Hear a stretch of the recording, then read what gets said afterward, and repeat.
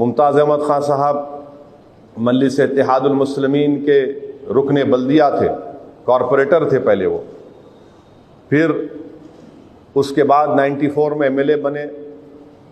1996 में मुमताज़ अहमद ख़ान साहब, सालार का पार्लियामेंट इलेक्शन था, मजलिस में नहीं थे, तब भी मुमताज़ अहमद ख़ान साहब सालार के इलेक्शन में काम किए।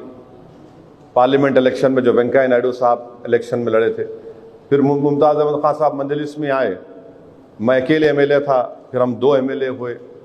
99 में अल्हम्दुलिल्लाह दोबारा मजलिस के एमएलए बने।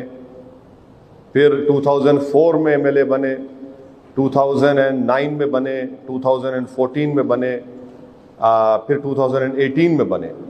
तो माशाअल्लाह से मुमताज़ अहमद ख़ान साहब से मेरे पर्सनल ताल्लुक़ात भी हैं और मैं उनको बहुत क़रीब से जानता हूँ। मैं इस मौके पर उनकी मरहूम वालदा का ज़िक्र करना इसलिए ज़रूरी समझता हूँ कि उनकी मरहूम वालदा बड़ी नेक बख्त खातून थी और इतना मुझसे मोहब्बत से पेश आती थी। अल्लाह उनकी मग़फ़रत करे वो मरहूमा की। बड़ी मोहब्बत से उनकी वालदा मुझसे मिलती थी। मैं जब कभी भी उनसे मिला, झुक के मिला, मेरे सर पे हाथ रख कर दुआएँ देती थी। अल्लाह उनकी मग़फ़रत करे। और ख़ास तौर से मुमताज़ अहमद ख़ान साहब के वो 2 मामू मसूद शाह खां साहब जो शिकागो में हैं, ये लोग अपनी जवानी में मजलिस का साथ दिए थे।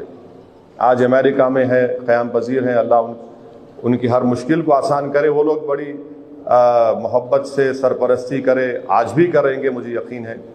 फिर मैं इस मौके पर नहीं भूलना चाहूँगा हमारे कलीम हसन साहब को। कलीम हसन का भी बहुत बड़ा रोल रहा इसमें। फिर हमारे बैंक के एक मैनेजर थे हशमत साहब, अल्लाह उनको भी खुश रखे। तो मुमताज़ ख़ान साहब से मेरे ताल्लुक़ात एक ज़ाती लेवल पे अच्छे ताल्लुक़ात हैं और बराबर रहेंगे। मुमताज़ ख़ान साहब अमेरिका में थे।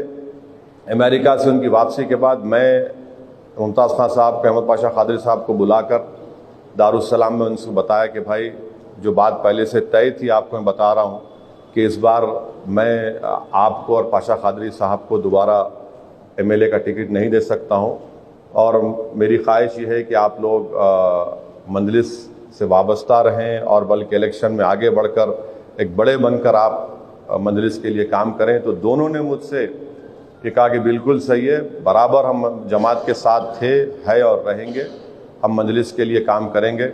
मैं शुक्रगुज़ार हूँ उनके उस मोहब्बत भरे अल्फाज का, उनकी वाबस्तगी का जो उन्होंने पाशा क़ादरी साहब ने और मुमताज़ ख़ान साहब ने कहा।